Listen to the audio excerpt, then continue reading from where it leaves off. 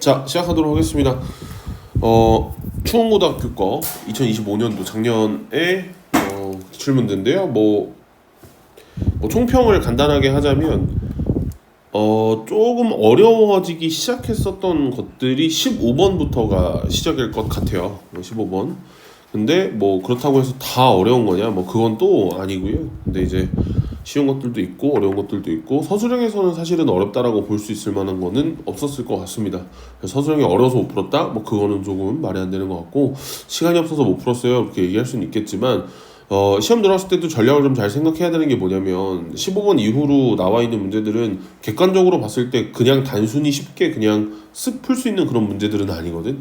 근데 그렇게 따지면은 아예 내가 풀어가지고 맞출 수 있는 것들을 맞추고 나오는 게 훨씬 더 나은 선택인 거잖아. 그러니까 차라리 그냥 예를 들어서 19번이나 18번을 못 풀겠다 하면 두 문제를 제외하고 서술형으로 넘어가 서술형을 완벽하게 맞추고 나오는 게 점수적인 측면에서 훨씬 더 좋은 점수를 받을 수 있겠죠. 그러니까 그런 것들을 좀 생각을 하면서 문제를 좀 풀었으면 좋겠습니다. 알겠죠?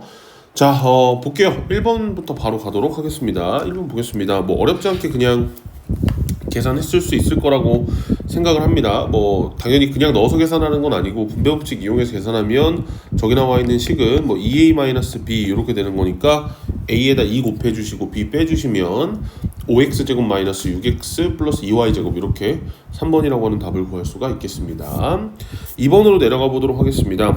조립제법 써서 계산하는 건데 2x 플러스 1로 나눴기 때문에 당연히 b에는 마이너스 2분의 1 이렇게 들어가 주셔야 되겠죠. 그리고 위에 줄에 들어가 있는 숫자들은 저 숫자들이 이제 개수이기 때문에 a는 1 이렇게 되겠고, 2 처음에 그냥 그대로 내려오고 곱해서 계산하면 c에는 마이너스 1 이렇게 들어가야 되겠고, 넘기고 정리하고 쭉 가면 d는 마이너스 2가 되겠고, 마지막 e까지 계산하면 2라고 나오게 되겠습니다. 그래서 적절하게 넣어서 계산을 해주시면 3이라고 하는 답을 구할 수가 있겠습니다. 3번으로 가도록 하겠습니다. 일반적인 곱셈 공식의 문제였습니다. x랑 y가 나와 있는데 x세제곱 마이너스 y세제곱을 구해주세요 라고 얘기를 했기 때문에 x세제곱 마이너스 y세제곱이라고 얘기하는 거는 x 마이너스 y의 전체 세제곱에 더하기 3xy의 x 마이너스 y, 이렇게 이제 우리가 쓸 수가 있는 거겠죠. 그래서 x 마이너스 y를 구해 주셔야 되는데 x 마이너스 y 같은 경우에는 진짜 저기 들어가 있는 3 더하기 2루트 2에서 3 마이너스 2루트 2를 그냥 빼주시면 되는 거겠죠. 그래서 x 마이너스 y는 4루트 2라고 구해주실 수가 있겠고요. x 곱하기 y 같은 경우에도 3 플러스 2루트 2와 3 마이너스 2루트 2를 곱해주시면 되는 거니까 9 마이너스 8 해서 1이라고 나오기 때문에 적절하게 넣어서 계산을 해주시면 140 루트 2라고 하는 좀 이상한 숫자가 나오긴 하지만 2번이 답이라고 볼 수 있겠습니다. 4번으로 내려가도록 하겠습니다. 일반적인 그냥 숫자 치환하는, 그러니까 치환 안 해도 상관도 없죠.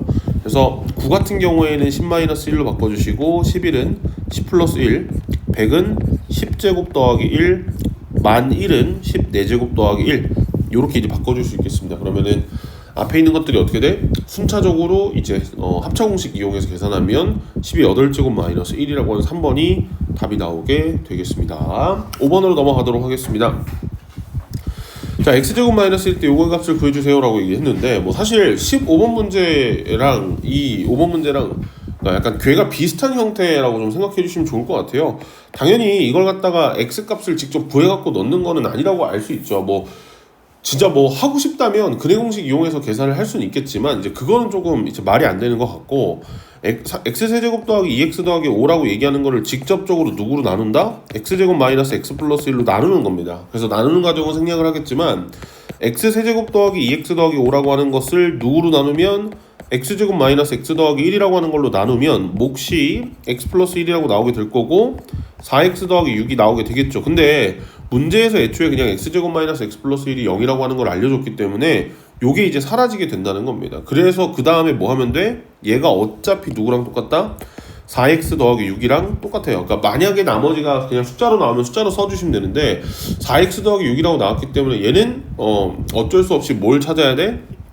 x 값을 찾아주셔야 돼요. 어떻게? 근해 공식으로. 그래서 x는 2분의 1 뿔바 루트 5 이렇게 나오는데 이거를 결정지어주기 위해서 마지막에 x가 0보다 크다라고 하는 게 나왔습니다. 그래서 마이너스 루트 5는 안 되고 플러스 루트 5가 돼야 되는 거기 때문에 넣어서 계산해 주시면 1번이라고 하는 답을 얻을 수가 있겠습니다. 무슨 말인지 알겠죠? 그래서 뭐 무조건 x가 0보다 크다라고 하는 조건이 있기 때문에 이거야 라고 하는 건 좀 그렇지만 이런 문제들에서는 진짜 다 계산하는 게 아니라 나눗셈을 이용해서 는 0이 되는 걸 그러니까 덩어리째 이렇게 확 날려버리면 훨씬 더 편안하게 계산할 수 있는 거기 때문에 이게 답이 되겠습니다. 6번으로 내려가 보도록 하겠습니다.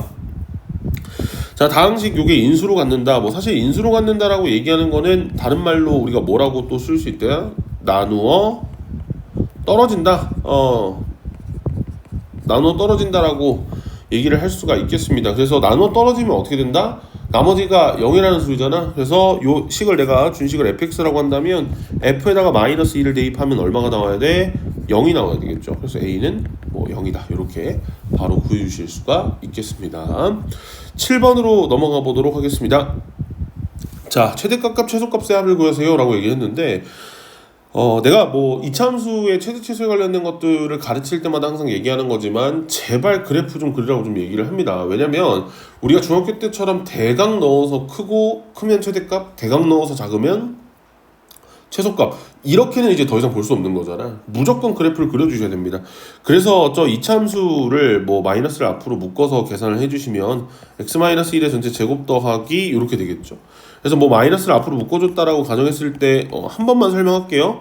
우리 완전 제곱식 만드는 거 중학교 때 배웠죠? 가운데 있는 거 절반 나누고 제곱해서 더했다 뺐다 해주시게 된다고 하면 우리가 원래 없었던 마이너스 1을 해준 거니까 여기다가 플러스 3 이렇게 되겠죠. 그러니까 꼭지점의 좌표가 위로 블록한 형태의 2차 함수일 거고 꼭지점의 좌표가 1,3 이렇게 될 거기 때문에 문제에서 얘기하고 있는 마이너스 2에서 2라고 하는 범위는 마이너스 2는 여기가 되겠고 2는 여기가 되겠죠.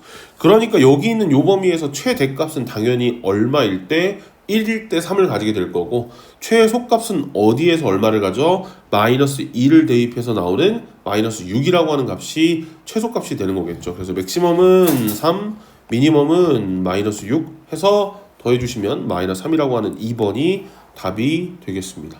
이렇게 됩니다. 8번으로 내려가 보도록 하겠습니다. 뭐 서로 다른 두 허근을 갖는다. 뭐 우리가 중학교 때는 근이 없다라고 배웠지만 복소수를 우리가 배웠기 때문에 두 허근을 갖는다라고 얘기하는 거는 판별식 D가 0보다 작다라고 하는 소리죠. 그래서 짝수 공식 이용해서 4분의 D를 써주시면 B'의 제곱 마이너스 AC 이렇게 되는 거기 때문에 요게 0보다 작아야 한다. 그래서 뭐 넘겨서 계산해 주시면 결론적으로 얘는 범위가 어떻게 나온다? K가 3보다 작다 이렇게 나오겠습니다. 정수 K의 최대는 2가 되겠죠. 자, 9번으로 넘어가도록 하겠습니다. 뭐 사실 8번까지는 어떤 특별한 스킬 뭐 이런 것들이 없고 그냥 우리가 일반적으로 처음 딱 배웠을 때 풀만한 문제들인데 이제 9번부터는 약간 좀 뭐랄까 이 문제 푸는 방법들을 좀 충분히 알고 있어야 되는 문제들이 조금 대부분이었다라고 생각해 주시면 좋겠습니다. 9번 넘어갈게요. 자, 이거는 이렇게 생각했으면 좋겠어요. 2차 방정식의 서로 다른 두 근을 알파 베타라고 할 때 이렇게 얘기를 하면 너희들 머릿속에 그냥 딱 하나가 떠올라야 되거든. 근과 계수의 관계.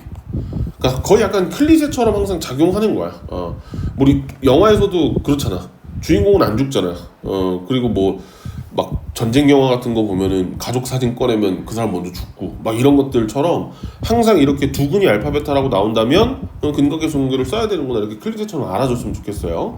그래서 뭐 알파 더하기 베타가 5고요. 알파 곱하기 베타가 K입니다. 그러니까 이걸 어떻게 쓸지는 사실 모르는 거긴 한데 문제를 보시면 알겠지만 알파 제곱 마이너스 2알파 그러니까 우선은 첫 번째로 근을 구할 수도 없을 뿐더러 이걸 직접적으로 저렇게 계산하는 거는 알파 얼마 구하고 베타 이거 말이 안 되는 거죠.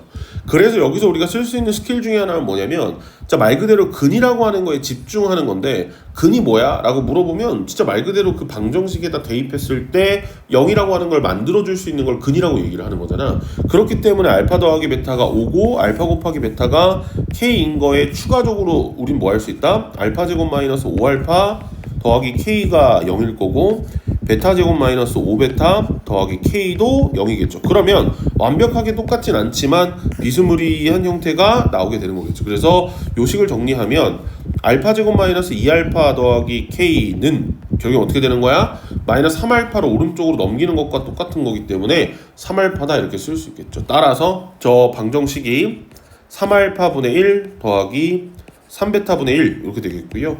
통분을 당연히 해야 되겠죠. 그래서 3알파 베타분의 알파 플러스 베타 해주시면은 알파 플러스 베타는 K라고 나오게 될 거고요. 그러니까 어떻게 된다? 3K분의 5가 되겠고 얘가 3분의 1이니까 결국엔 K라고 얘기하는 것을 5라고 구해줄 수가 있다는 겁니다. 무슨 말인지 알겠죠? 그러니까 이거를 와, 나 이거 문제 푸는데 진짜 시간 진짜 오래 걸렸는데 또는 이거 아예 못 풀었는데 와, 이거 이렇게 풀어야 되는구나 했으면 반성하시고 다시 외우시기 바랍니다. 이거 진짜 많이 나오고 시중에 나와 있는 많은 교재들을 보시면 알겠지만 정말 많이 들어가 있는 문제 중에 하나이기 때문에 꼭 기억해 주세요. 알겠죠? 10번으로 내려가 보도록 하겠습니다. 10번 보겠습니다. 자, 뭐 일반적으로 많이 나오는 문제 중에 하나죠. 그래서 이 문제를 딱 보고 우리가 머릿속에 떠올라야 되는 건 뭐다? 개수들의 어떤 합을 구해야 되는 거니까 뒤에 붙어있는 저 x-1의 6제곱, 5제곱이라고 하는 걔네들을 뭘로 바꿔야 돼? 1과 마이너스 1로 바꿔서 적절하게 뭐 더하고 빼고 해야 되는구나 라고 하는 걸 알 수 있는 거야. 왜냐면은 우리가 지금 보시면 알겠지만 홀수 번째 있는 애들만 구하라고 얘기를 했기 때문에 첫 번째에 x에다가 2를 대입하게 되면 좌변에 들어있는 숫자는 이제 33이 될 거고요. 우변에 들어가 있는 애들은 어떻게 돼? A1, A2 쭉쭉쭉 가셔가지고 A7까지 이렇게 되겠죠. 왜냐면 뒤에 붙어있는 x-1이 항상 어떻게 돼요? 1로 바뀌는 거니까 사실은 곱하나마나 의미가 없죠. 두 번째로 x에다가 0을 대입해 주시게 된다고 하면 좌변은 1이 되겠고 A1 마이너스 이렇게 쭉쭉쭉 가서 이렇게 되겠죠. 그러니까 짝수 번째 있는 모든 애들이 다 뭘로 어떻게 바뀌어? A2, A4 이런 애들이 마이너스를 달고 나오겠죠. 그럼 얘네 두 개를 뭐 하시는 게 좋겠다? 더해 주시면 되겠습니다. 34는 우리가 원하는 홀수 번째 있는 애들의 뭐가 돼? 2배가 되는 거니까 결론적으로 우리가 원하는 답은 17, 5번이 되겠다. 이렇게 구할 수가 있겠습니다. 11번으로 넘어가 보도록 하겠습니다. 볼게요. 복소수에 대해서 복소수의 16제곱과 켤레 복소수의 16제곱을 구해주세요 라고 얘기를 했는데 뭐 첫 번째 당연히 이제 우리가 머릿속으로 생각할 수 있는 건 뭐냐면 켤레 복소수를 진짜 구해서 계산해 봐야 되나? 근데 16제곱을 어떻게 하지? 우리가 항상 얘기하는 것 중에 하나죠. 그러니까 복소수라고 얘기하는 게 가장 큰 특징이 뭐야? 반복에 있다라고 얘기를 했잖아. 그러니까 i도 반복이 될 뿐더러 i가 들어가 있는 식들도 반복이 됩니다. 그래서 얘를 가지고 직접적으로 계산을 진짜다 해야 돼요. 근데 z제곱을 해주시면 1-i의 제곱이 될 거고 얘는 1-2i 마이너스 1이라서 마이너스 2의 i가 되겠죠. 그러니까 16제곱이라고 얘기하는 거는 z제곱의 8제곱이 되는 거겠고 마이너스 2i의 8제곱이라서 결국에는 i 8제곱의 4제곱의 제곱이 될 거기 때문에 i 8제곱은 필요가 없겠죠. 그렇기 때문에 얘는 뭐라고 나온다? 그냥 2의 8제곱이 나오게 되겠습니다. 그 다음에 뭐 정석적으로 계산을 하면 이렇게까지 할 수 있을 것 같아.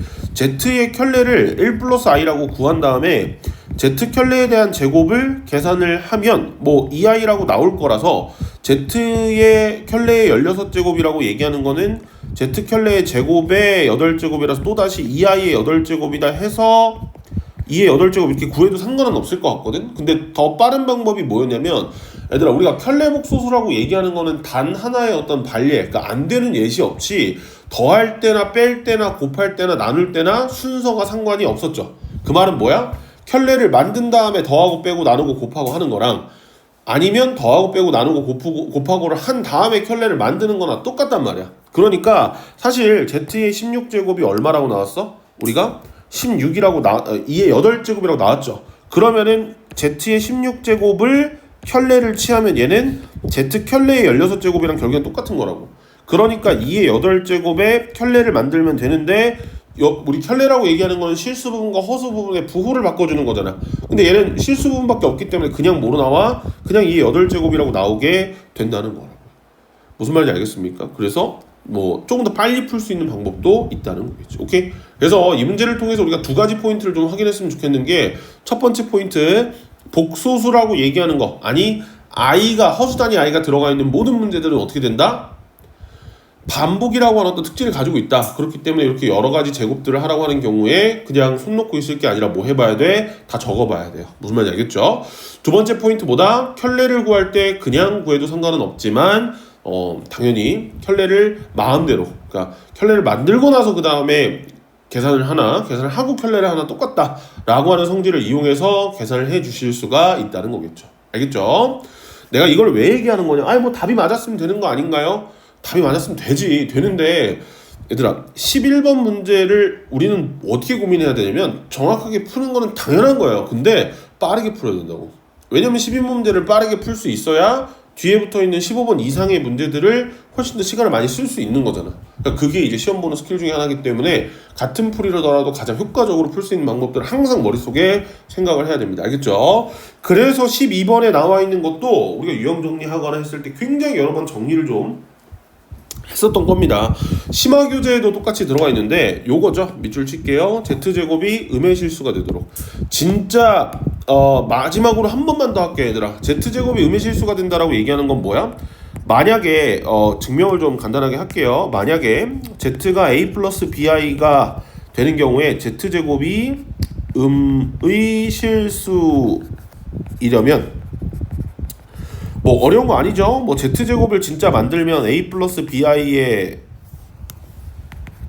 제곱이 될 거고 a제곱 더하기 2abi 마이너스 b제곱이 되겠습니다. 그러면 a제곱 마이너스 b제곱에 플러스 2abi가 될 건데 얘가 음수여야 된대. 그럼 방법이 뭐다? 첫 번째 a가 0이든 b가 0이든 둘 중에 하나여야 되고, 왜냐하면 내가 그때도 얘기했지만 복소수라고 얘기하는 거는 허수이기 때문에 양수와 음수 이런 것들이 존재하진 않습니다. 그러니까 당연히 이제 음수가 되려면 뭐가 나와야 돼? 실수가 나와야 되겠죠. 그러니까 얘가 0이 돼야 된다는 뜻이고, 첫 번째 a가 0이면 z는 뭐가 돼? bi가 될 거고, 두 번째 b가 0이면 z는 뭐가 된다? a가 될 거라서 z제곱은 마이너스 b제곱, z제곱은 a제곱인데 a제곱은 0보다 크거나 같을 수밖에 없기 때문에 당연히 결론적으로 뭐가 된다? 따라서 z는 순허수이다 라고 적어주셔야 된다는 겁니다. 무슨 말인지 알겠죠?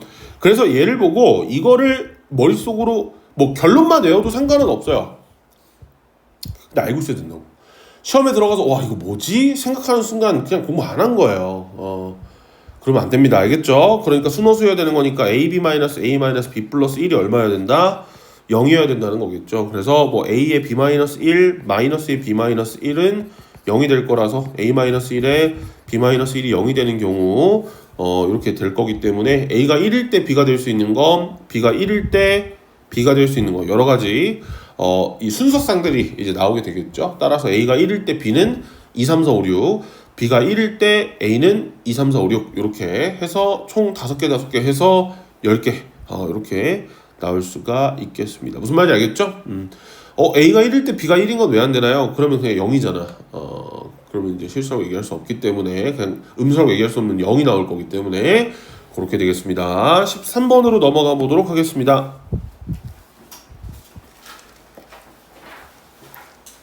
자 보겠습니다. 2차 방정식이 두근 알파 베타 되어서 내가 아까도 얘기했지만 얘들아 이렇게 나오면은 클리세로 뭐라고? 근거계수 관계를 쓴다 그랬죠. 뭐 아니나 다를까 뒤에 적어주시긴 했는데 알파 더하기 베타가 마이너스 3이고요 알파 베타가 마이너스 5래. 그럼 fx를 어떻게 작성할 수 있겠다? x제곱 마이너스 3x 마이너스 5라고 작성할 수 있겠구나 라고 쓸 수가 있다는 거. 미안해 플러스 3이죠. 자 근데 여기서 중요한 게 뭐냐면 이 문제에서 2차 방정식의 최고차항의 계수를 알려주진 않았습니다. 그렇기 때문에 무조건 어떻게 돼야 돼? 여기에다가 뭐 한다?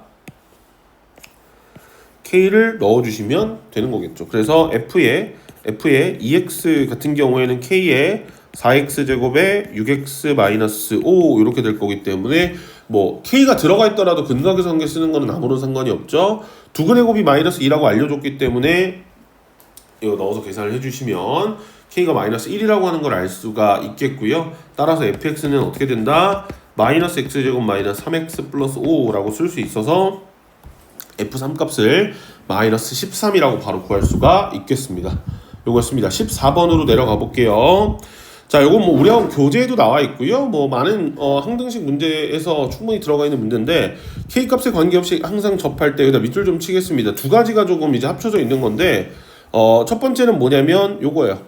k 값에 관계없이 그럼 얘는 뭐다? k에 관한 항등식이라는 거겠죠. 두 번째 항상 접한다라고 얘기하는 의미는 또 뭐다? 아, 판별식 t가 0이겠구나 연립했을 때. 그러니까 얘네 두 개를 연립해 주시면 x제곱의 마이너스 2의 4k 플러스 a의 전체 x 더하기 4k제곱 플러스 6k 마이너스 b가 0이다 라고 돼서 판별식 d를 써주시면 복잡하게 나오긴 하는데 그냥 정리를 좀 할게요. 8a 마이너스 24의 전체 k 더하기 a제곱 더하기 4b가 0이다 라고 나오게 되겠죠.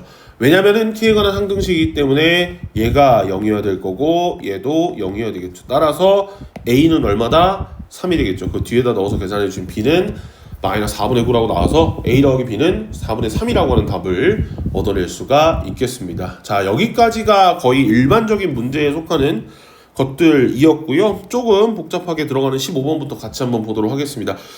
15번 문제 정신 차리고 봐줬으면 좋겠습니다. 왜냐면 두 가지 방법으로 문제를 풀 거거든. 첫 번째 방법은 진짜 말 그대로 우리가 요번에 배웠던 것만 기준으로 해서 문제를 풀 거고요. 두 번째 방법은 우리가 기말고사 범위에 해당하긴 한데 여러 가지 방정식에서 나오는 그 오메가라고 하는 허근의 성질 이용해서 계산을 좀 해서 두 가지 방법으로 좀 설명을 하긴 할게요. 근데 첫 번째 방법이 나는 조금 더 권장된다라고 학생들한테 좀 얘기를 좀 하거든.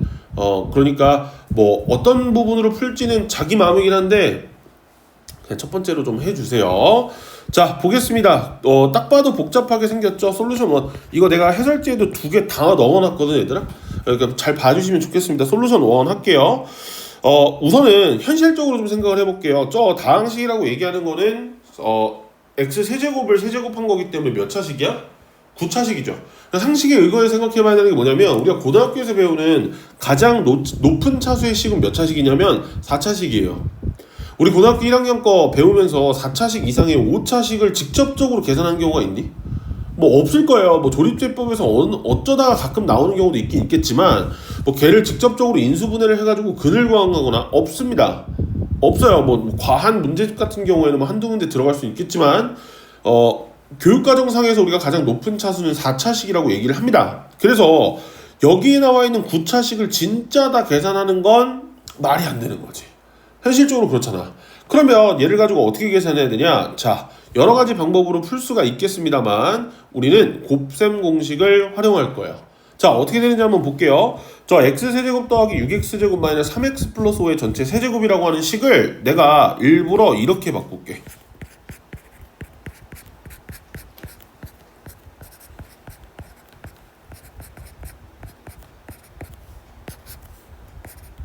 이렇게 바꿀게요.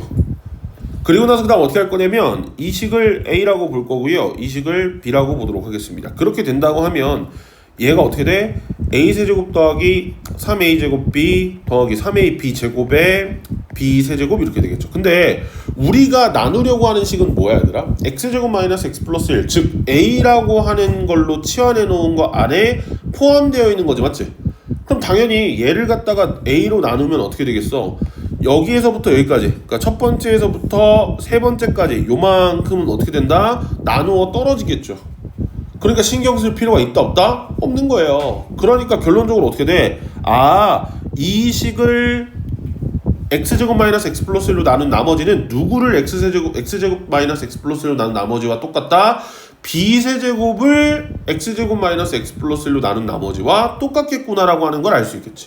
그렇기 때문에 b세제곱을 다시 한번 써주시면 7x제곱 마이너스 4x 플러스 5의 전체 세제곱이 되는 거겠죠. 근데 여기까지 적어도 사실 차수가 6차식이 그러니까 우리가 9차식을 6차식까지 떨어뜨리는 건 성공을 했는데 그 다음도 또 안 되잖아. 근데 그 다음 어떻게 하면 돼? 반복이에요. 그래서 어떻게 할 거냐면 7에 x제곱 마이너스 x 플러스 1을 또다시 만드는 겁니다. 그리고 나서 그 다음 3x 마이너스 2라고 하는 인수가 남는데 요거의 세제곱이 있죠. 그럼 얘도 또 어떻게 하면 되겠니?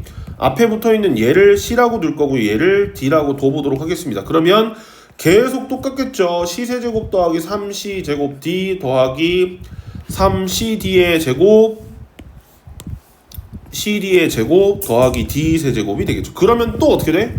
여기서부터 여기까지 들어가 있는 얘네들은 누가 들어가 있어? C 안에 포함되어 있는 x제곱 마이너스 x 플러스 1로 나누는 거기 때문에 요 세 개는 어떻게 돼? 나누어 떨어지겠죠. 그러니까 신경 안 쓰면 되는 거니까 그러니 d세제곱을 나눈 나머지 d세제곱은 어떻게 돼? 3x-2의 세제곱이 될 거겠죠. 그럼 3x-2의 세제곱이라고 얘기하는 거를 직접적으로 전개를 한 번 더 해 주시게 된다고 하면 27x 세제곱 마이너스 54x에 플러스 36x 마이너스 8 이렇게 되겠죠. 그럼 얘를 또 다시 뭐 할 수 있어? 27x를 앞으로 묶어서 x제곱 마이너스 x 더하기, 그러니까 반복인 거예요. 요렇게 되겠죠. 그럼 얘 또 나누어 떨어지고 마지막에 얘만 또 다시 뭐 하면 돼? 마이너스 27 앞으로 묶어갖고 마이너스 27 앞으로 묶어서 계산만 해주시면 끝나게 되는 거겠죠. 무슨 말인지 알겠습니까? 반복입니다. 반복. 그러면 결국에는 마이너스 18x 더하기 19라고 하는 게 나머지가 되는 거겠죠. 그럼 여기다가 1 넣어서 계산해 주시면 답이 나오게 되는 거겠죠. 무슨 말인지 알겠습니까? 그러니까 결국에는 그 세제곱 공식이라고 하는 걸 이용해서 차수 줄이는 형태로 계산을 하게 되는 게 이 문제의 가장 큰 포인트였다라고 생각을 해주시면 좋겠습니다. 이게 첫 번째 방법이고요. 솔루션 2입니다. 뭐 요거는 사실은 얘기를 할까 말까 좀 많이 이 문제를 보면서 고민을 좀 하기는 했는데 한 번은 좀 얘기는 해주고 싶어서 조금 이렇게 넣어놨기 때문에 그렇구나. 만약에 근데 이거는 권장되진 않습니다. 자, 한번 해볼게요. 우선은 x세제곱 더하기 6x제곱 마이너스 3x 더하기 5의 전체 세제곱이라고 하는 식을 x제곱 마이너스 x 더하기 1로 나눴을 때 뭔지 모르겠지만 몫이 qx가 있을 거고 우리가 2차식으로 나눴기 때문에 나머지가 ax 플러스 b가 나오겠죠. 그러니까 원래 일반적으로 얘들아 나머지 정리를 활용하려면 앞에 붙어있는 우리가 나누는 식에다가 0이 되는 값을 대입해서 계산하는 게 일반적이긴 하잖아, 맞지? 근데 x제곱 마이너스 x 플러스 1이라고 하는 저 식이 우선은 뭐 서로 다른 두 실근이 있는 게 아니죠. 판별식 d를 이용하면 어떻게 돼? 0보다 작게 나오기 때문에 결국엔 허근이 존재한단 말이야. 근데 이 문제를 내가 지금 푸는 방법이 뭐냐면 그냥 억지로 푸는 거야.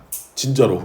그래서 어떻게 들어갈 거냐면 요거의 인수의 비슷한 형태, 즉 x제곱 더하기 1의 한 허근을 보는 거지. 그럼 얘는 어떻게 돼? x 더하기 1에 x제곱 마이너스 x 더하기 1은 0이 될 거고요. 여기서 나오는 허근을 오메가와 오메가 켤레라고 볼 수가 있겠죠. 그러면 오메가 제곱 마이너스 오메가 더하기 1이 0이 될 거고 오메가 세제곱이 얼마가 될 거야? 마이너스 1이 된다라고 하는 걸 알 수 있겠죠. 그러면 주어진 식에다가 오메가를 대입을 하게 된다고 하면 오메가 세제곱 더하기 6 오메가 제곱 마이너스 3오메가 더하기 5의 전체 세제곱은 오메가 제곱 마이너스 오메가 더하기 1의 q의 오메가 플러스 a 곱하기 오메가 더하기 b가 되겠죠. 그러면 우선 첫 번째로 우리가 알 수 있는 건 뭐가 된다? 얘는 0이 되겠죠. 왜? 0이 되는 걸 대입을 했으니까. 무슨 말인지 알겠습니까? 이거예요. 이거. 오케이? 이거라고. 그리고 나서 그 다음 두 번째로 우리가 알 수 있는 건 뭐냐면 왼쪽에 붙어있는 요식을 전개를 계산을 해야 되는데 우선은 오메가 세제곱이 마이너스 1인 걸 알았잖아, 맞지? 그럼 요거 대입하는 겁니다. 또 아까 했던 것처럼 요 개수를 맞춰서 대입을 하게 되면 결국에는 3오메가 마이너스 2의 전체 세제곱, 즉 27오메가 세제곱에 마이너스 오메가 제곱에 플러스 36오메가 마이너스 아까 보던 형태랑 비슷하죠? 똑같이 나오는 겁니다. 또 오메가 세제곱이 마이너스 1이라고 하는 거 이용해서 계산을 하면 마이너스 18오메가 더하기 19가 나오고 얘가 a 오메가 더하기 b랑 똑같다라고 나오기 때문에 a가 마이너스 18, b는 19 이렇게 나오게 된다는 겁니다. 근데 솔직히 말하면 그냥 억지로 푼 거잖아, 맞지? 그러니까 일반적으로 좋은 풀이 방법이라고 얘기하기엔 좀 그래요. 근데 아무튼 이 두 가지 체계를 통해서 계산을 할 수 있다는 거 알고 있으면 좋을 것 같습니다. 알겠죠?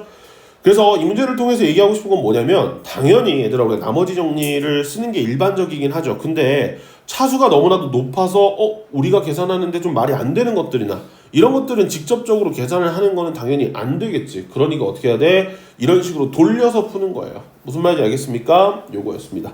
16번으로 내려가 보도록 하겠습니다. 볼게요.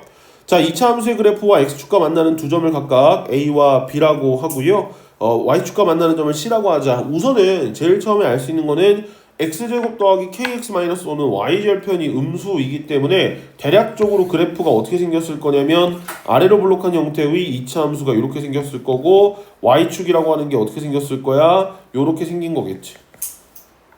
그럼 문제에서 A랑 B랑 C라고 하는 점은 여기가 A고요, 여기가 B고요, 여기가 C가 된다는 거겠죠. 그래서 문제에서 얘기하고 있는 그 도형을 내가 주황 색깔로 그려보면 요렇게 그리고 요렇게 마지막으로 요렇게 생긴 삼각형이 된다는 거겠지. 내가 이 그래프를 그린 이유가 뭐냐면 내가 학생들한테 항상 그러니까 이건 고3한테도 항상 똑같이 얘기하는 것 중에 하나인데 어떤 도형에 그러니까 뭐 그래프에서 점 찍어갖고 어떤 도형의 넓이를 구하세요 또는 뭐 둘레 구하세요 이런 문제들은 그려봐야 돼요. 왜냐면 야 삼각형이 어떻게 생겼을지 내가 어떻게 알아. 맞잖아. 그려봤는데 그냥 이등변 삼각형일 수도 있고 아닐 수도 있고 뭐 직각삼각형 그러니까 그거에 따라서 우리가 밑변을 어디로 둘지 높이를 뭘로 둘지를 결정해야 되는데 그림을 안 보고서 그거를 머릿속으로 계산한다? 그거는 뭐 좀 그러면 안 되죠. 오케이? 그래서 여기서 우리가 알 수 있는 거는 여기를 우리가 밑변으로 본다면 높이는 요만큼이 될 건데 시점좌표가 0,-5기 때문에 높이가 5라고 보실 수가 있겠습니다. 그래서 우리가 A, B를 밑변으로 봐야 되는데 여기에 나와 있는 거에서 또다시 뭐가 나온다? 근거하기수 관계를 또 사용하게 된다는 겁니다.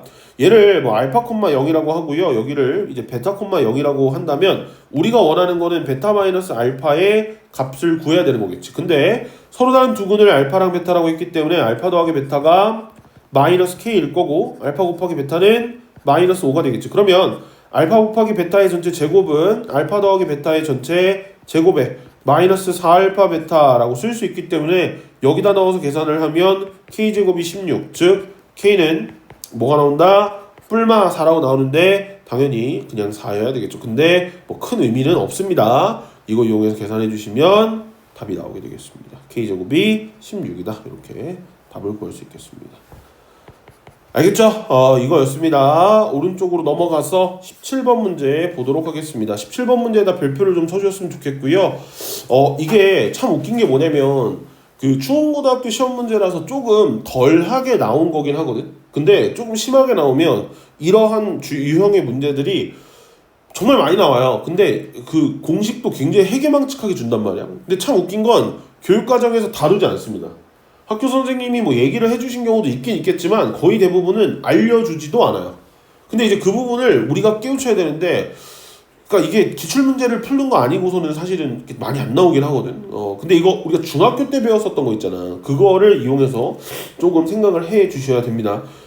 우선 볼게요. 최고 차이 계수가 1인 2차 함수에 대해서 다음 조건을 만족시킨다. 이거랑 접할 때 상수 K의 값. 우선은 뭐 해야 되겠어? 판별식 D가 0인 건 써야 되는 건 맞겠죠. 근데 그러기 위해선 뭐가 필요해? fx가 직접적으로 얼마인지 필요하겠지. 왜? 연립을 하려면 fx가 있어야 되는 거니까. 그러면 결국엔 이 문제는 fx를 찾아야 된다는 소린데 가족권을 보시면 모든 실수 x에 대해서 fx가 f의 마이너스 1보다 크다라고 나왔습니다. 그러니까 이거를 되게 여러 가지 방법으로 해석을 할 수 있는데 나는 이렇게 생각하는 게 좋을 것 같아요. 얘들아 우리가 함수를 작성할 때 y는 fx 아니야? 맞죠? 그러니까 이 fx라고 얘기하는 건 뭐냐면 y 값이에요. y값이에요. 그러면 f의 마이너스 1이라고 하는 게 의미하는 건 뭐야? x가 마이너스 1일 때 뭐? 의 y값이에요. 그러니까 그 말은 뭐냐면 왼쪽에 있는 거는 모든 실수 x니까 내가 x에다가 막 무언가를 넣어가지고 y값들이 튀어나오잖아. 걔네들이 마이너스 1 넣은 것보다 무조건 더 커야 돼. 라고 얘기하는 거는 결론적으로 이거예요. 결론적으로 x 이퀄 마이너스 1에서 뭘 갖는다고? 최소값을 갖는다고. 근데 여기에서 플러스로 추가로 우리가 뭐라고 할 수 있냐면 f에다 마이너스 1을 넣었을 때 최소값이네. 근데 2차 함수인데 최고차의 계수가 1이라고 했기 때문에 얘는 분명히 아래로 블록한 형태가 되겠지. 그럼 아래로 블록한 형태에서의 최소값은 당연히 어디서 가져? 꼭지점에서 가질 거 아니야. 그러니까 결론적으로 봤을 때 얘는 그림이 어떻게 생긴 거라고? 아래로 블록한 형태의 fx고 꼭지점의 좌표가 얼마야? 마이너스 1이라고 하는 거겠죠. 무슨 말인지 알겠습니까?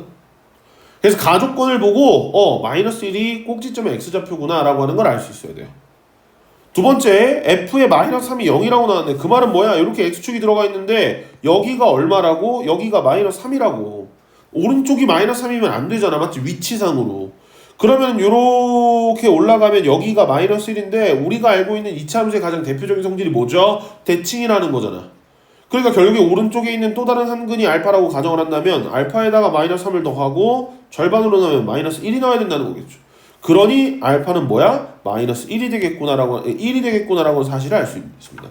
그러니까 결국에는 fx는 뭐가 된다? 서로 다른 두 근은 마이너스 3과 1이기 때문에 x 플러스 3의 x 마이너스 1이 된다는 겁니다. 그럼 연립해서 판별식이 쓰는 거는 너무나도 쉬운 일이니까 그냥 계산하시면 되는 거겠죠. 오케이? 근데 사실 와 이거 난 왜 몰랐지? 와 가족권을 저렇게 해석해야 되는구나. 왜냐면 지금까지 본 일이 거의 없을 거예요. 나도 이유는 잘 모르겠어. 그러니까 나도 우리 학원 교재에다 내가 만들었기 때문에 일부러 넣어놓기는 했는데 모르겠다 왜 안 넣는지. 근데 뭐 센에서도 C단계 정도의 거의 끝자락에 하나 정도 들어가는. 근데 기출문제에서는 약간 그 난이도가 높은 문제들에서 단골로 등장하는 소재이기는 하거든. 그러니까 꼭 기억해 주셔야 되는 거겠죠. 오케이? 이거는 여기서 해석하는 방법들을 좀 잘 깨우치고 다른 기출문제에서 계속 반복적으로 나오거든. 거의 한 10개의 학교 시험지를 본다면 한 8개 정도는 무조건 들어가 있어요. 계속 볼 거야. 이거에 추가적인 것들도 더 있거든. 그거는 이제 그때 얘기를 좀 하도록 하겠습니다. 알겠죠? 자, 18번으로 내려가 보도록 하겠습니다. 뭐 합답형 문제인데 합답형 문제가 학생들한테는 좀 많이 어렵게 느껴지죠. 왜냐면 뭔가 아무것도 안 나와 있으니까. 근데 합답형 문제를 좀 풀어본 친구들은 다 알 거예요. 그냥 미지수 끼고 계산하는 거야. 그냥 시키는 대로 계산하면 답이 나오거든. 한번 볼게. 우선 상수가 아닌 다항식 fx랑 gx에 대해서 fx의 gx를 나눴을 때 몫을 qx 나머지는 rx라고 하죠. 그러면 우선 fx는 gx의 qx 더하기 rx 이렇게 되겠죠. 뭐 그렇대요. 자, 근데 fx의 차수는 gx의 차수보다 낮지 않다 이렇게 나왔습니다. 뭐 아무튼 그렇대. 그런데 기억 보시면 rx의 차수가 1차래. 이거 1차야. 그러면 얘는 2차 이상이다. fx의 차수는 2차 이상. 당연히 맞죠. 왜? rx가 1차면 gx는 1차식일 수가 있다 없다? 없습니다. 그러니 얘는 2차보다 차수가 더 커야 된다는 뜻이고, 그러기 위해서는 뭐가 되겠어? qx가 만약에 상수이더라도 어떻게 돼? fx는 뭐일 수밖에 없어? 2차식일 수밖에 없겠죠. qx가 1차식이면 당연히 뭐가 될 거야? fx는 3차식으로 올라갈 거예요. 그러니까 기억은 당연히 맞는 답이 되는 거겠지. 오케이? 니은 보겠습니다. 2fx-rx로 gx 나눈 나머지가 2rx다 이렇게 나왔는데 뭐 당연히 보시면 알겠지만 이걸 그냥 계산할 수는 없어요. 자, 그래서 식을 어떻게 계산해야 되는 거냐면 요렇게 2fx 쓸게요. 2fx-rx가 gx로 나눴을 때 몫이 얼마인지는 모르겠지만 이렇게 있을 거고 나머지가 이렇게 붙어 있겠죠. 근데 이거 생각해 보시면 알겠지만 당연히 어떻게 해야 돼? 우리가 일반적으로 알고 있는 요 식에 있는 걸로 만들어내야 되는 거거든. 그럼 당연히 왼쪽부터 맞춰 주셔야 되는 거겠죠. 왼쪽부터 맞춰 주셔야 되는 거겠죠. 그럼 왼쪽 걸 맞추려면 어떻게 해야 돼? 2를 곱하고 양변에다가 rx를 빼주셔야 되겠죠. 그러면 어떻게 되겠어? 2fx-rx는 2gx의 qx 플러스 2rx-rx가 되겠습니다. 그러면 2fx-rx는 2gx의 qx 플러스 rx가 되는 거겠지. 그럼 결국에는 뭐야? 우리가 얘를 갖다가 누구로 나눴어? gx로 나눈 나머지가 이거다 라고 물어봤는데 우선은 위치를 좀 변경시켜야 되지 않겠니? gx 곱하기 2qx 더하기 rx 맞나요? 틀렸죠? rx가 맞습니다. 오케이? 그래서 니은은 틀린 답이 되는 거겠죠.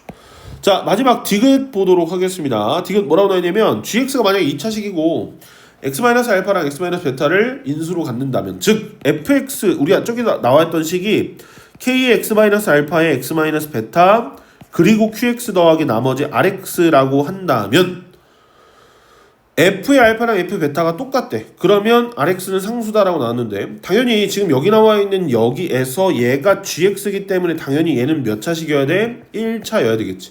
아, 그러니까 k의 x-알파의 x-베타에 qx 더하기 ax 플러스 b가 돼야 되는 거겠고 당연히 나머지 정리에 의해서 알파와 베타를 대입하는 게 너무나도 당연한 사실이겠죠. 그러면 f에다 알파를 대입하면은 a 알파 더하기 b가 될 거고 f에다 베타를 대입하면 a 베타 플러스 b가 되겠죠. 근데 얘네 두 개가 서로 똑같다 그랬네. 그럼 A 알파 더하기 B는 A 베타 더하기 B네. 그럼 B랑 B랑 날라갈 거고 왼쪽으로 넘겨서 A를 묶어주시면 알파 마이너스 베타가 0이겠네. 근데 A는 당연히 0이 아니겠죠. 그러니까 A가 미안해. 알파랑 베타는 서로 다른이라고 얘기를 했잖아, 맞지? 알파랑 베타랑 다르다고 했으니까. 그렇기 때문에 결국에는 뒤에 붙어 있는 얘는 0이 될 수가 없겠고 누가 0이어야 돼? 얘가 0이어야 되겠구나. 그러니 나머지 RX에서 얘가 사라지니까 RX는 그냥 뭐다? B라고 나오게 되는 게 맞는 겁니다. 조금 복잡해질 수 있게끔 느껴질 수는 있겠지만 이것만큼 그냥 문제를 슥 풀어갖고 맞출 수 있는 것들도 없거든. 그럼 합답형이 왜 어렵냐? 당연히 어렵지. 미지수처럼 많이 느껴지니까. 근데 연습 많이 하셔야 됩니다. 알겠죠? 19번으로 넘어가 보도록 하겠습니다. 어찌 보면 19번 문제는 어려운 건 아니었는데 중간중간에 우리가 기본적으로 개념에서 알고 있어야 되는 것들에서 판단을 해야 되는 문제들이 좀 여럿 있었거든. 그래서 그 부분만 좀 정확하게 했다면 어렵지 않게 풀었을 수는 있겠지만 만약에를 얘기할게요. 문제풀이가 좀 길었기 때문에 19번 문제를 잘 못 풀겠다. 그러면 차라리 20번, 21번 문제를 맞추는 게 나는 더 현실적으로 높은 점수를 받을 수 있는 방법이라고 좀 얘기를 하고 싶습니다. 무슨 말인지 알겠죠? 이거는 뭐 자존심이 상할 수도 있고 시험 문제가 나오면 내가 다 풀어야 되는 거 아니야 라고 생각할 수 있겠지만 오해하시면 안 되는 게 고등학교랑 중학교랑 다르거든. 중학교는 사실 해당 시간 안에 모든 문제들을 다 풀어갖고 맞추는 게 어려운 일은 그러니까 뭐 쉬운 일은 또 아니긴 하지만 그렇다고 불가능에 가까운 일은 아니거든. 근데 고등학교에 넘어와서 다 풀었고 다 맞춘다? 진짜 잘하는 거예요. 그러니까 그거는 무시하는 게 아니라 그러지 않았으면 좋겠습니다. 무슨 말인지 알겠죠? 볼게요. 19번 보겠습니다. 자, 최고차기 수가 1인 서로 다른 두 당식. 여기다 밑줄 좀 치겠습니다. 서로 다른 두 3차 다항식이라고 얘기를 했습니다. 또 서로 다른이라고 하는 두 2차 다항식이라고 얘기했어요. 야, 문제에서 내가 매번 얘기하는 야, 문제 왜 이렇게 짧잖아. 필요 없는 거 적어주겠어? 절대 안 적어주지. 왜 적어줘? 그러니까 서로 다른이라고 하는 걸 적어준 이유는 그거에 따라서 우리가 구분해야 되는 여러 가지 것들이 있기 때문에 적어준 거거든. 그걸 잘 생각하고 넘어갑시다. 가족권에 보시면 다항식 fx 더하기 gx는 세 다항식 p1의 x, p2의 x, x제곱 마이너스 7x 플러스 12로 각각 나누어 떨어진다는 그러면 인수분해를 하면은 p1, p2 쟤네들이 나온다는 거잖아. 근데 보시면 가족권을 좀 해석을 할게요. x제곱 마이너스 7x 더하기 10이라고 얘기하는 것은 x 마이너스 3에 x 마이너스 4가 되겠죠. 근데 fx 더하기 gx라고 얘기하는 거는 서로 다른 두 다항식을 더한 거고 최고차이 계수가 둘 다 1이라고 얘기했기 때문에 얘는 당연히 몇 차식일 거야? 3차일 거야. 그러니까 x-3과 x-4가 어떻게 돼야 돼? 인수로 들어가 있어야 된다고. 그러니 결론적으로 fx 더하기 gx라고 하는 식은 최고차이 계수가 1인 걸 갖다가 두 개를 더했기 때문에 최고차이 계수는 2가 되겠고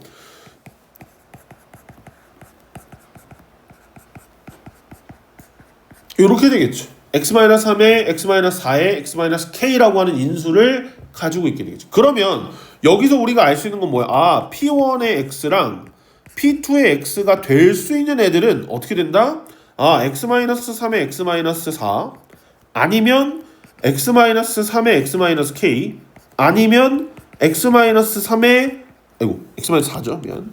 x-4의 x-k가 된다는 거겠지. 근데 문제에서 내가 아까 밑줄 친 거 뭐라고 적으라 그랬어? 서로 다른이라고 적으라 그랬잖아, 맞지? 그러니까 얘네들 중에 겹치는 건 아니고 만약에 얘가 P1이면 얘가 P2, 얘가 P2 이렇게 돼야 된다. 아무튼 그렇다는 거예요. 근데 이제 가족권에서 더 이상 해석할 수 있는 건 없습니다. 나조건으로 이제 들어가 보도록 할게요. 나조건에 보시면 뭐라고 나왔냐면 두 다항식 P1의 x와 P2의 x는 각각 누구로 나눠 떨어진대? fx-gx로 나누어 떨어진대요. 여기서부터가 굉장히 포인트로 좀 잡아야 되는 것 중에 하나인데 자 볼게. P1의 x랑 P2의 x는 각각 누구로 나눠 떨어진대? fx-gx로 나눠 떨어진대. 자 그럼 봐봐. P1의 x는 어떻게 되는 거야? fx-gx에 뭔지 모르는 qx 이렇게 들어가겠지. 또 P2의 x도 어떻게 되는 거야? fx-gx의 q'x가 되지 않을까요? 이렇게 된다는 거겠지. 근데 여기서 중요한 건 뭐냐면 지금 fx랑 gx의 최고차의 개수가 1로 똑같죠? 그럼 fx랑 gx를 빼면 몇 차식이야? 라고 물어봤을 때 2차식 아닌가요? 왜냐면 x세제곱 둘이 없어질 거니까 라고 얘기하면 안 돼요. 왜? 아니 1차식의 개수는 아직 모르는 상태고 걔네들이 똑같을 수도 있잖아. 그러니까 만약에 최고차항만 똑같으면 fx-gx는 뭐가 될 수 있어요? 여기다 적을게요. fx-gx는 뭐가 될 수도 있다? 첫 번째 2차식일 수도 있겠죠. 아니면 뭐 1차식일 수도 있겠지. 아니면 상수일 수도 있겠죠. 왜? 최고차항이랑 두 번째랑 뭐 1차식의 개수까지 똑같을 수도 있는 거니까. 근데 만약에 1번이라고 한번 해봅시다. 그럼 fx-gx가 2차식이야. 근데 p1의 x랑 p2의 x 얘네 두 개 뭐라고 해서 둘 다 2차라고 하지 않았어? 근데 만약에 얘네들이 두 개가 2차면 어떻게 돼? p1이랑 p2는 똑같을 수밖에 없죠. 그러니까 결론적으로 봤을 때 문제에서 뭐라고 나왔었어? 제일 처음에 p1이랑 p2는 서로 달라야 된다며. 그러니까 결국에는 얘가 2차식이라고 얘기하는 건 뭐야? 안 된다는 거겠지. 그러니까 fx-gx는 1차식이거나 상수거나 둘 중에 하나겠구나 라고 우리가 알 수가 있는 거예요. 오케이? 그렇기 때문에 얘를 가지고 계산을 해야 되는데, 자 만약에 상수가 된다라고 하면 어떻게 되겠어? fx-gx는 첫 번째, 두 번째, 세 번째 인수까지 똑같아야 되는데 마지막 상수만 다른데 걔네 두 개를 더했을 때 이렇게 인수분해 된다? 안 되겠죠. 그러니까 결국에는 뭐가 된다? fx-gx는 1차식이겠구나. 그리고 마지막에 f2랑 g2랑 똑같다라고 얘기했고 g의 3이 2라고 나왔네. 그러면 fx-gx라고 얘기하는 거는 뭔지 모르지만 1차식일 거고 f2랑 g의 2랑 똑같은 거니까 결론적으로 f2에서 g의 2를 뺀 건 얼마야? 0이 되겠네. 그러면 fx-gx를 인수분해하면 어떻게 돼? 뭔지 모르지만 최고차항 계수를 a라고 둔다면 a에 x-2라고 들어가야 된다는 거겠죠. 그러니까 여기서 우리가 포인트로 볼 수 있는 건 뭐냐면 fx 더하기 gx도 당연히 어떻게 돼야 돼? p1과 p2로 나누어 떨어진다라고 얘기를 했죠. 그 말은 뭐야? 결국에는 종합적으로 여기에 그러니까 요식을 오른쪽으로 좀 넘겨서 할게요. 얘네들은 a의 x-2의 qx, 얘네들은 a의 x-2의 q'x 이렇게 되네. p1과 p2가 모두 다 누구를 인수로 가지고 있어? x-1을 인수로 가지고 있다는 뜻이겠죠. 그렇기 때문에 결국에는 fx 더하기 gx도 누구를 인수로 갖는다? x-2를 인수로 갖는다. 따라서 fx 더하기 gx라고 하는 식에서 아까 우리가 k로 놨던 거의 정체는 누구다? 2가 된다는 거겠죠. 그러니까 얘는 2에 x-2에 x-3에 x-4가 되겠고요. 얘네 두 개를 각각 빼주식 fx-gx라고 얘기하는 것은 a의 x-2가 되는 거니까 얘네들을 각각 빼주시게 된다고 하면 2gx가 나올 거고 얼마인지 나올 거고 여기다 3을 대입하면 문제에서 4라고 나온다고 했기 때문에 A는 마이너스 4가 되겠죠. 그러니 이렇게 되는 거죠. 그래서 G에다가 4 넣어주시면 뭐 4가 나온다고 해서 계산해 주시면 F의 4는 G의 마이너스 4랑 마이너스 G의 4랑 똑같아서 마이너스 4라고 하는 답이 나오게 되겠습니다. 현실적으로 19번 문제를 우리가 문제 풀 때 시간이 이렇게 넉넉한 상태에서 푸는 거 아니잖아, 맞지? 당연히 쪼들리잖아. 왜냐면 마지막 문제니까. 현실적으로 좀 생각하라는 거예요. 무슨 말인지 알겠죠? 자, 서술형으로 넘어가도록 하겠습니다. 20번 볼게요. 이거는 뭐 교과서에도 들어가 있는 비슷한 형태의 문제고요. 그냥 활용 문제입니다. 8,000원이고요. 입장료가 1,000명이라고 할 때 100원 올릴 때마다 10명씩 감소한다고 했습니다. 그러면 입장료를 100 곱하기 x1이라고 할게요. 이거를 올린다라고 할게요. 그러면 입장료는 8,000 더하기 100 곱하기 x가 될 거고 얘는 방문객은 1000-10x가 되는 거겠지. 그럼 문제에서 판매액이 최대가 되려면 얘네 두 개를 곱해야 되는 거겠고 얘는 완전 제곱식 만들려고 계산하면 x가 10일 때 최대값을 갖는 걸 어렵지 않게 구할 수 있습니다. 따라서 최대가 되는 입장료는 9,000원이다 라고 쓸 수가 있는 거겠죠. 21번으로 넘어가도록 하겠습니다. 자, 이것도 뭐 많이 나오는 형태가 됩니다. 우선은 뭐 이걸로 나눠 떨어질 때라고 얘기했으니까 ax 4제곱에 더하기 bx 세제곱 더하기 1은 x-1의 전체 제곱에 qx 이렇게 되겠죠? 그럼 1 넣었을 때 0이니까 a 더하기 b 플러스 1이 0이 되겠고요.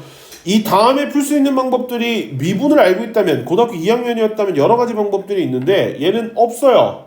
근데 내가 그때도 얘기했지. 우리가 식은 하나인데 미지수는 두 개야. 그럼 우리한테 선택권은 뭐밖에 없어? 한 문자로 바꾸는 거 말고 선택권이 없습니다. 따라서 이 식을 이렇게 넣으면 ax 4제곱에 마이너스의 ax 마이너스의 a 플러스 1의 전체 x의 세제곱 플러스 1이라고 둘 수 있겠고요. x-1의 제곱에 qx 이렇게 되겠죠. 놀랍게도 인수분해가 됩니다. x-1로 나누어 떨어진다라고 얘기할 수 있기 때문에 x-1에 인수분해를 하면 x-1에 조립제법으로 해야 되겠죠. ax 세제곱에 마이너스 x제곱에 마이너스 x-1은 x-1의 제곱에 qx니까 뭐 하면 돼? 요거 하나씩 약분하고 또다시 1 넣어주시면 a가 얼마인지 나오게 되는 거겠죠. 그래서 a를 3이라고 바로 구할 수가 있겠고요. 넣어서 계산하면 fx가 얼마인지 나오게 되겠습니다. 뭐 인수분해 하라고 했으니까 마지막에 인수분해 된 걸로 써주시면 되는 거겠죠. 오케이? 이거였습니다.